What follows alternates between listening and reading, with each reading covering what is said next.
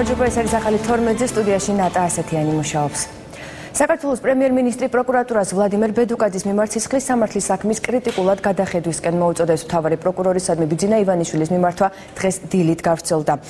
საქართველოს მთავარი პროკურორის არჩილ კბილაშვილის შუამდგომლობის საფუძველზე სასამართლომ მიიღო პატიმრების წამებისა და მათდამი არაადამიანური მოპყრობის არაერთ ფაქტზე ბრალდებული ბედუკაძის სისხლის სამართლებრივი პასუხისმგებლობისაგან სრულად გათავისუფლების გადაწყვეტილება. მე გავიცანი ყველა იმ არგუმენტს, რომლებიც საფუძვლად დაედო მიღებულ გადაწყვეტილებას და მინდა განვაცხადო რომ პირადად ჩემთვის ისინი არასაკმარისი და არადამაჯერებელია. დარწმუნებული ვარ, რომ არანაირი სახის განსაკუთრებული გარემოება არ შეიძლება იყოს საფუძველი წამების ჩამდენი პირის სისხლის სამართლებრივი პასუხისმგებლობისაგან სრულად გათავისუფლებისათვის. ამასთან ერთად დაუკმაყოფილებლობის გრძნობა დამიტოვა ამ საქმის სხვა ფიგურანტების მიმართ გამოჩენილმა ლოიალურობამ, რამაც ჩემი აზრით არაადეკვატურად ლმობიერ განაჩენებში ჰპოვა ასახვა. მინდა ვთხოვო საქართველოს მთავარ პროკურორს კიდევ ერთხელ კრიტიკულად გადახედოს მიღებულ გადაწყვეტილებებს და თუ კი გაიზიარებს ჩემს მოსაზრებებს, იქნებ გამოინახოს სამართლებრივი საშუალებები მათი გადასინჯვისთვის, ნათქვამია განცხადებაში, რომელიც პრემიერ-მინისტრის ოფიციალურ გვერდზე გავრცელდა და სწორედ ამ წუთებში ცნობილი გახდა, რომ მთავარი პროკურატურა ამ თემასთან დაკავშირებით ოფიციალურ განცხადებას ხვალ გააკეთებს. პრემიერ-მინისტრის განცხადებას კი უკვე მოყვა შეფასებები პოლიტიკოსების მხრიდან. ლევან ჩხაიძე განაგრძობს თემას. ლევან, გისმენს. ჩვენ ამ დროისთვის მოვახერხეთ ახალი მემარჯვენეებისა და საპარლამენტო უმრავლესობის ლიდერებთან გასაუბრება. მამუკა კაციტაძე ბიძინა ივანიშვილის გადაწყვეტილებას პოზიტიურად აფასებს და ამბობს, რომ ბედუკაძე არ უნდა იყოს გმირის როლში და მან თავისი წელი პასუხისმგებლობა უნდა აიღოს. რაც შეეხება საპარლამენტო უმრავლესობის ლიდერს, დავით საგანელიძის თქმით, ამ გადაწყვეტილებას აქვს ორი მხარე, მორალური და იურიდიული, მაგრამ საგანელიძე ამბობს, რომ ბედუკაძის მოქმედებამ ათასობით ადამიანი იხსნა წამებისგან. თუ გავიხსენებთ ბატონ ივანიშვილის ბოლო პრესკონფერენციას, იქაც პრემიერ-მინისტრმა გარკვეული კრიტიკული ფრაზა გაატარა თუ გაუშვა პროკურატურის მისამართით, რომ ვერ მუშაობს კარგად და იქ არის ბევრი პრობლემები, ძველი თუ ახალი, მაგრამ არის. ამას თუ დავამატებთ ახლა ბედუკაძესთან დაკავშირებით პროკურატურისადმი მიმართვას, რომ გადახედეთ საკითხსო, მე ვფიქრობ, რომ პროკურატურის თავზე გარკვეულად ღრუბლები იყრებან. ეს არის ჰქონდა თუ არა იურიდიული უფლება გენერალურ პროკურორს ამ ქმედების. მინდა გითხრათ, რომ ეს უფლება მას ჰქონდა. დისტრიქცია ამ შემთხვევაში მას აძლევს იმის უფლებას, რომ პირადად მიიღო გადაწყვეტილება და ასეთი შეთანხმების საფუძველზე, საპროცესო შეთანხმების საფუძველზე პიროვნება გათავისუფლებია. ანუ მას როგორც გენერალურ პროკურორს დარღვევა იურიდიული არ გაუკეთებია. მეორე საკითხია, რამდენად სწორი იყო მისი გადაწყვეტილება, რამდენად მორალურად გამართლებულია ის, რომ ადამიანი, რომელიც თვითონ ხილებულია წამებაში, ის არის გათავისუფლებული. ერთი საკითხი. რაც შეეხება თავად ვლადიმერ ბედუკაძეს, ის ამ დრომდე ჟურნალისტებთან კომენტარს არ აკეთებს და რა განცხადებები და შეფასებები მოყვება ბიძინა ივანიშვილის დღევანდელ გადაწყვეტილებას პოლიტიკურ სპექტრში. ამას უკვე ჩვენს მომდევნო გამოშვებებში შემოგთავაზებთ. დიდი მადლობა, ლევან ჩხაიძე საუბრობდა პირდაპირ ეთერში. დღეს უნდა განიხილოს თბილისის საქალაქო სასამართლომ დინამო არენასთან მომხდარ ინციდენტში მონაწილე დაკავებულების საქმე. ახალგაზრდული ორგანიზაცია თავისუფალი ზონის აქტივისტებს პოლიციისთვის წინააღმდეგობის გაწევა და ხულიგნობა ედებათ. ბრალად დაკავებულები წინასწარი დაკავების იზოლატორიდან უკვე გადაიყვანეს თბილისის საქალაქო სასამართლოში. არასამთავრობო ორგანიზაცია თავისუფალმა ზონამ გადაწყვიტა მას შემდეგ, რაც შეიტყო, რომ გუშინდელ მაჩს ესწრებოდნენ რუსეთის დუმის წევრები, მათ შორის ერთ-ერთი FSB-ს მოქმედი გენერალი და ერთ-ერთი მაღალჩინოსანი. გადაწყვიტეთ, რომ მოგვეწყო მცირე მასშტაბიანი დუმარე აქცია. აქციაზე ჰქონდა ერთადერთი პლაკატი, რომელზეც რუსულად ეწერა დეპუტატებო, ოკუპანტებო ჩვენი ქვეყნიდან წადით. მოვიდა პატრულის სამშობლელი და გითხრა, რომ ორი ნაბიჯით გადაიწიეთ. ჩვენს დავემორჩილეთ და გადავიწიეთ. მე გითხრეს, რომ ეს პლაკატი არ შეიძლებაო. მე ვუთხარი, რომ კანონიერად წარმოიდგინეს საბუთი, რომ აი ამ პლაკატის გაშლა აქ არ შეიძლება მეთქი და დაგვიხია პლაკატი. დინამო არენაზე მომხდარი ინციდენტის გამო 3 აქტივისტის დაკავებას არასამთავრობო ორგანიზაცია თავისუფალი ზონის წევრები აპროტესტებდნენ. ისინი დილიდან სასტუმრო ქორთიარდ მერიოტთან შეიკრიბნენ. გავრცელებული ინფორმაციის სწორედ ამ სასტუმროში იმყოფებოდნენ რუსი სტუმრები. ადგილზე საპატრულო პოლიცია იყო მობილიზებული. ძალადობენ ჩვენზე, გვაწვევიან გუშინი, რაც მოხდა. დღეს მე მგონი უარესი მოხდება. კუდაბივით დაგუსევენ თან, რა სადაც არ უნდა მივიდეთ. ჩვენ რო ვარ 12-ნი, ესენი არიან 52. თბილისის დინამოს გულშემატკივრებმა მოსკოვის დინამოსთან შეხვედრისას ტრიბუნები რამდენიმე წუთით დატოვეს. ამის მიზეზი მოსკოველი კომაგების მიერ გადმოფენილი დროშა გახდა. ქართველი ფანები ამბობდნენ, რომ წინასწარ იყო შეთანხმება, რომ ეს დროშა დინამო არენაზე არ გაიშლებოდა. ტრიბუნების პარალელურად აქცია დინამო არენის მიმდებარე ტერიტორიაზე გაიმართა. არასამთავრობო ორგანიზაციის წევრები რუსი დეპუტატების თბილისში ჩამოსვლას აპროტესტებდნენ. დეტალები ნახეთ ლევან ჩხაიძის სიუჟეტში. ამ დროშის გამოჩენის შემდეგ დინამო არენის ტრიბუნები ქართული კლუბის გულშემატკივრებმა დროებით დატოვეს. იმპერიალისტური დროშა მოსკოვური კლუბის კომაგებს არ უნდა გადმოეფინათ, მაგრამ შეთანხმება დაირღვა. არანაირად არ ვიყავით აგრესიულად განწყობილები, იყო შეთანხმება, რომ მოსკოვის დინამოს ფანებს არ უნდა გადმოეკიდათ საქართველოსთვის და ყველა იმ ქვეყნების, რომელიც რუსეთს ყავთ დაპყრობილი, ეს არის შეურაცხყოფელი დროშა, იმპერკა, თეთრი, ყვითელი და შავი. ჩვენ ვთხოვეთ ადმინისტრაციას, რომ მოეხსნათ, მაგრამ მათ არ მოხსნეს, ამიტომ ჩვენ პროტესტის ნიშნად ტოვებთ ტრიბუნას, იმიტომ რომ თვით რომ ეს არის თბილისელების და ქართველების შეურაცხყოფა. რუსებმა გამოგიეს დროშა, რომელსაც აყენეს შეურაცხყოფას ჩვენ ეს და მაგის გამო არის პროტესტი და დატოვეთ პროტესტის გამო ტრიბუნა.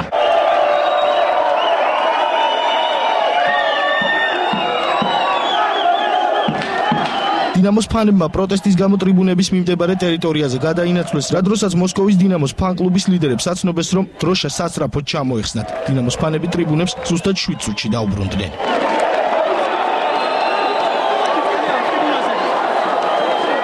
დინამო არენაზე პროტესტი მხოლოდ გულშემატკივრებს არ გამოუთქვამთ. ორგანიზაცია თავისუფალი ზონის წევრებს ვიბ გასასვლელის გადაკეთვას სურდათ. ისინი ამ ფორმით მატჩზე დასასწრებად ჩამოსული დუმის დეპუტატების დინამო არენაზე ყოფნას აპროტესტებდნენ. მათი თქმით, სტადიონზე ის რუსი კანონმდებლები იმყოფებოდნენ, რომლებიც საქართველოს ლანძღავენ. ერთი თვის უკან რუსეთმა გადმოწია კიდევ ოკუპაციის ხაზი 300 მეტრით და იმ ფონზე აქ რუსეთის დეპუტატები ჩამოდიან, ერთ-ერთი იყო FSB-ის აგენტი, ზუსტად გვარი არ მახსოვს, სტადიონზე იკრიბებიან, აქ ჩვეულებრივად ჩამოდიან და მაგასთან დაკავშირებით ჩვენ გავაპროტესტებთ. ჩვენ ვაპროტესტებდით დუმის დეპუტატების ყოფნას ბორის პაჟაძის სახელობის ეროვნულ სტადიონზე. რის შემდეგაც ჰქონდა უბრალოდ გამართული პლაკატი, მოვიდა პოლიცია, შეგვიზღუდა სიტყვის გამოხატვის საშუალება. პოლიციის მოწოდებას, რომ თავისუფალი ზონის აქტივისტებს გზის სავალი ნაწილი გაეთავისუფლებინათ, აქციის მონაწილეები არ დაემორჩილნენ, რასაც 3 აქტივისტის დაკავება მოყვა.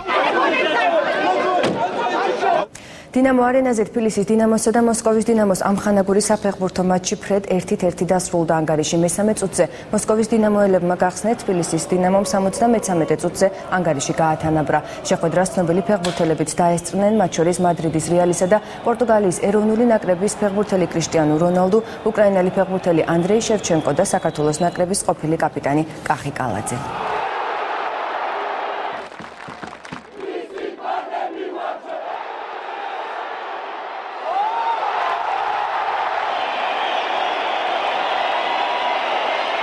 საკმაოდ ნორმალური თამაში გამოვიდა. მოსამზადებელ ეტაპს გავდივართ და მსგავსი მატჩები ჩვენთვის ასარგებლოა. ჩემი აზრით თბილისის დინამო ძლიერი გუნდია და ევროტურნირებზე წარმატების კარგი შანსი გაქვთ.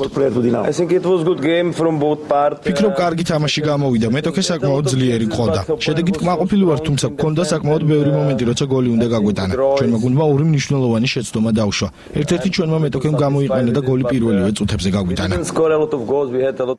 ბუტა რობაქიძის მკვლელობის საქმეზე საქალაქო სასამართლოში წინა სასამართლოს ხდომა მიმდინარეობს, სადაც მოსამართლე მტკიცებულებების დასაშვებობის საკითხს განიხილავს თემას. ჩემი კოლეგა თამარ გოგისაშვილი განაგრძობს. თამარ, კონკრეტულად რა არის დაგეგმილი დღევანდელ პროცესზე და ხომ არ აპირებენ ადვოკატების შუამდგომლობის დაყენებას? ბუტა რობაქიძის მკვლელობის საქმეში ბრალდებულების წინა სასამართლოს ხდომა რამდენიმე წუთია, რაც დაიწყო თბილისის საქალაქო სასამართლოში. დღევანდელ ხდომაზე მოსამართლე დაცვისა და ბრალდების მხარის მიერ წარმოდგენილი მტკიცებულებების დასაშვებობის საკითხს განიხილავს. ასევე დღეს უნდა იმსჯელოს მოსამართლემ იმ შუამდგომლობებზე, რომლებიც მხარეებმა პირველ ხდომაზე დააყენეს. დაცვის მხარე მოითხოვს საქმეში მტკიცებულებად იქნა ცნობილი ირაკლი ფირცხალავას მიერ მოპოვებული ვიდეო მასალა, რასაც პროკურატურა ეწინააღმდეგება. რაც შეეხება შუამდგომლობებს, დაცვის მხარე არ აპირებს დააყენოს შუამდგომლობა სისხლის სამართლებრივი დევნის შეწყვეტის თაობაზე, რადგან ადვოკატებს მიაჩნიათ, რომ ეს არის საქმე, რომელიც ბოლომდე უნდა იქნას გამოძიებული და ყველა კითხვა, რომელიც არის დასმული ამ საქმესთან დაკავშირებით, იყოს პასუხგაცემული. გრძელდება წინა სასამართლოს ხდომა მოცემულ საქმეზე. წინა სასამართლოს ხდომაზე დააყენა პროკურორმა შუამდგომლობა ჩვენს მიერ მოპოვებული მტკიცებულებების დაუშვებლად ცნობის შესახებ. ჩვენმა მხარემაც დააყენა გარკვეული მტკიცებულებების დაუშვებლად ცნობის შესახებ შუამდგომლობა. დღეს იქნება პასუხები ამ შუამდგომლობასთან დაკავშირებით მხარეებმა. რის შემდეგაც სასამართლო მიიღებს გადაწყვეტილებას ამ მტკიცებულებებთან დაკავშირებით. მე შეგახსენებთ, რომ გამოძიება 5 პირს, მათ შორის პოლიციის ყოფილ მაღალჩინოსნებს თანამდებობრივი უფლებამოსილების ბოროტად გამოყენებას, ასევე სისხლის სამართლის საქმეზე მტკიცებულებათა ფალსიფიცირებას ედავება. დღეს გახდება ცნობილი, როდის ჩაინიშნება საქმის არსებითი განხილვა, სწორედ არსებით განხილვაზე მოხდება მტკიცებულებათა გამოკვლევა. დიდი მადლობა. საქალაქო სასამართლოდან ჩემი კოლეგა თამარ გოგისაშვილი საუბრობდა პირდაპირ ეთერში. ევროკომისარი შტეფან ფულე საქართველოს 11 ივლისზე წვევა ის მთავრობის მაღალი რანგის ოფიციალურ პირებს შეხვდება. ამის თაობაზე დღეს საგარეო საქმეთა სამინისტროში გამართულ ტრადიციულ ორშაბათის ბრიფინგზე მინისტრის მოადგილემ დავით ჯალაღონიამ ისაუბრა. კიდევ რაზე გამახვილდა ყურადღება დღევანდელ ბრიფინგზე თამარ ხურცია გვეტყვის. თამარ, გისმენთ. ევროკომისარი შტეფან ფულე ბათუმში მეათე საერთაშორისო კონფერენციას დაესწრება სახელწოდებით საქართველოს ევროპული გზა ვილნიუსის სამიტისკენ, ასევე დაგეგმილია მაღალი რანგის ოფიციალურ პირებთან შეხვედრა 11-12 ივლისს. ევროკავშირის გაფართოებისა და ევროპული სამეზობლო პოლიტიკის საკითხებში ევროკომისრის ბატონი შტეფან ფულეს მოსალოდნელ ვიზიტზე, რომელიც დაგეგმილია 11-12 ივლისს საქართველოში, კერძოდ ქალაქ ბათუმში, რომლის ფარგლებშიც ევროკომისარი შეხვდება საქართველოს ხელისუფლების მაღალი რანგის წარმომადგენლებს და მისი ვიზიტის ფარგლებში საქართველოში გათვალისწინებულია ბატონი ფულეს მიერ მონაწილეობის მიღება ასევე ბათუმში დაგეგმილ მეათე საერთაშორისო კონფერენციაზე სახელწოდებით საქართველოს ევროპული გზა ევროკავშირის აღმოსავლეთ ევროპული პარტნიორები ვილნიუსის აღმოსავლეთ პარტნიორობის სამიტისკენ. საგარეო საქმეთა სამინისტრო ასევე შეშფოთებას გამოთქვამს ცხინვალის საოკუპაციო რეჟიმის მიერ მიღებულ გადაწყვეტილებაზე, რომლის თანახმადაც 2013 წლის 18 სექტემბრიდან უკანონოდ მოწყობილ საბაჟო გამშვეპუნქტებზე, როგორიცაა მოსაბურში, პერებსა და სინაგურში, აიკრძალება სატრანსპორტო გადაადგილება, ასევე მოსახლეობას აეკრძალება 50 კილოგრამზე მეტი ხელბარგის გადატანა და 65,000 რუბლის ღირებულების ტვირთის გადაზიდვა, რაც საგარეო საქმეთა მინისტრის მოადგილის განცხადებით ეწინააღმდეგება საერთაშორისო აღიარებულ სამართლის ნორმებს და ლახავს ადამიანის უფლებებს. მათ საქმის კურსში უკვე ჩააყენეს ჟენევის მოლაპარაკებების თანათავმჯდომარეები, ასევე სპეციალურ განცხადებას გაუგზავნიან ეუთოს, ევროკავშირისა და ევროსაბჭოს. მინდა შევეხო საგანგებოდ კიდევ ერთხელ გამოვეხმაურო ცხინვალის საოკუპაციო რეჟიმის დადგენილებას, რომლის მიხედვით 2013 წლის 18 სექტემბრიდან საოკუპაციო ხაზზე, კერძოდ ეს არის მოსაბრუნი, პერები და სინაგური, ამ ასე ვთქვათ ტერიტორიებზე უკანონოდ შექმნილ გამშვეპუნქტებში გათვალისწინებული აკრძალვა სატრანსპორტო საშუალებების გადაადგილებისა და ნებადართული იქნება ამ თარიღიდან, ასე იგი 2013 წლის 18 სექტემბრიდან მხოლოდ ფეხით გადაკვეთა და მოძრაობა აი ამ ეგრეთ წოდებული უკანონო გამშვები პუნქტებისა. ყველა აქტი, რომელიც გამოცემულია ეგრეთ წოდებული ადგილობრივი, მარიონეტული და უпростоრეთ თუ ვიტყვით საოკუპაციო რეჟიმის მიერ არის თავისთავად უკანონო, არალეგალური და მათ შორის ეს გადაწყვეტილებაც საგარეო საქმეთა სამინისტრომ დაუყოვნებლივ მიმართა ჟენევის მოლაპარაკების პროცესში ჯერ კიდევ თანათავმჯდომარეებს შესაბამისი რეაგირებისთვის და ასევე გათვალისწინებულია, რომ მიემართოს საერთაშორისო საზოგადოებას, ევროკავშირს, გაეროს, ეუთოს, რათა მათი მხრიდან იყოს ადეკვატური რეაგირება. საგარეო საქმეთა მინისტრის მოადგილემ ასევე კომენტარი გააკეთა ელჩების დანიშვნასთან დაკავშირებით. 5 ქვეყანაში საქართველოს კვლავ არ ყავს ელჩი, რაც დავით ჯალაღანიას განცხადებით აფერხებს დიპლომატიური მისიის მუშაობას ამ ქვეყნებში. დიდი მადლობა. პირდაპირ ეთერში თამარ ხურცია საუბრობდა. ამ წუთებში კი სასტუმრო ქორთიარდ მერიოდში ცენტრალური საარჩევნო კომისიის ინიციატივით და საერთაშორისო რესპუბლიკური ინსტიტუტის მხარდაჭერით პოლიტიკური პარტიების წარმომადგენლებთან შეხვედრა მიმდინარეობს. შეხვედრაზე საარჩევნო საკითხები განიხილება ჩემი კოლეგა გვანცა პაპავაძე განაგრძობს თემას. გვანცა, კონკრეტულად რა საკითხებს განიხილავენ შეხვედრაზე? ნატა, როგორც უკვე აღნიშნა, დღეს მრგვალი მაგიდის ფორმატში სხვადასხვა საარჩევნო საკითხები განიხილება. დღეს ასევე განისაზღვრება პოლიტიკური პარტიების წარმომადგენლებსა და საარჩევნო ადმინისტრაციას შორის ურთიერთობის ფორმატი. ცსკ ცენტრალურ საარჩევნო კომისიაში ამბობენ, რომ დღეს ზოგადი შეხვედრა იქნება, თუმცა ასევე იმედოვნებენ, რომ დღევანდელი შეხვედრა ერთის მხრივ ხელს შეუწყობს პოლიტიკური პარტიების ინფორმირებულობისა და ჩართულობის დონის ამაღლებას და მეორეს მხრივ განსაზღვრავს საარჩევნო ადმინისტრაციის საქმიანობის მიზნებსა და მიმართულებებს. ცენტრალური საარჩევნო კომისია პოლიტიკურ პარტიებთან ითანამშრომლებს ღია კარის შეხვედრების ფორმატით, რაც არის ძალიან მნიშვნელოვანი, რათა მოხდეს ინფორმაციის გაცვლა, შემდგომი აქტივობების კოორდინირება. პირველი შეხვედრა იქნება ზოგადი და შემდეგ უკვე ჩვენ შემდგომი თანამშრომლობის გზებზე ვისაუბრებთ. გვაინტერესებს ფინანსური საკითხები საპრეზიდენტო არჩევნების დროს, ანუ საპრეზიდენტო არჩევნების რეზულტატი მოქმედებს თუ არა პოლიტიკური პარტიების დაფინანსების თემაზე, ისე როგორც საპარლამენტო და ადგილობრივი თვითმმართველობის არჩევნები მოქმედებს. გვაინტერესებს კომპენსაციის სახით, უпроსორეთ ხარჯების ანაზღაურების სახით საპრეზიდენტო კანდიდატს შეუძლია რომ მიიღოს გარკვეული დაფინანსება კონკრეტული რეზულტატის ჩვენების დროს თუ არ შეუძლია ეს ყველაფერი. დღეს ასევე განისაზღვრება თუ რა პერიოდულობით უნდა მოხდეს პოლიტიკური პარტიების წევრებსა და ცენტრალური საარჩევნო კომისიის წარმომადგენლებს შორის შეხვედრა მრგვალი მაგეთის ფორმატში. ანალოგიური შეხვედრები 2012 წლის საპარლამენტო არჩევნების დროსაც მიმდინარეობდა. დიდი მადლობა გვანცა პაპავაძე საუბრობდა პირდაპირ ეთერში. სამხედრო სავალდებულო სამსახურში საგაზაფხულო გაწევა დასრულდა რეგიონული განვითარებისა და ინფრასტრუქტურის მინისტრის მოადგილის ინფორმაციით 2013 წლის საგაზაფხულო გაწევის პერიოდში სავალდებულო სამხედრო სამსახურში სულ 2500 წვევამდელი გაიწვიეს. თენგიზ შერგელაშვილის თქმით, საშემოდგომო გაწევა 1 აგვისტოდან დაიწყება და 7000-ზე მეტი ახალგაზრდა დაიწყებს სამხედრო სამსახურს. მინისტრის მოადგილემ აღნიშნა, რომ პროცესს რეგიონული განვითარებისა და ინფრასტრუქტურის სამინისტრო უწევს კოორდინაციას. დასრულებულია საგაზაფხულო გაწევა, რომელიც ის გეგმა რაც ჰქონდა ჩვენ შევასრულეთ, ჯამში გაწეული იქნა 2500-მდე წვევამდელი.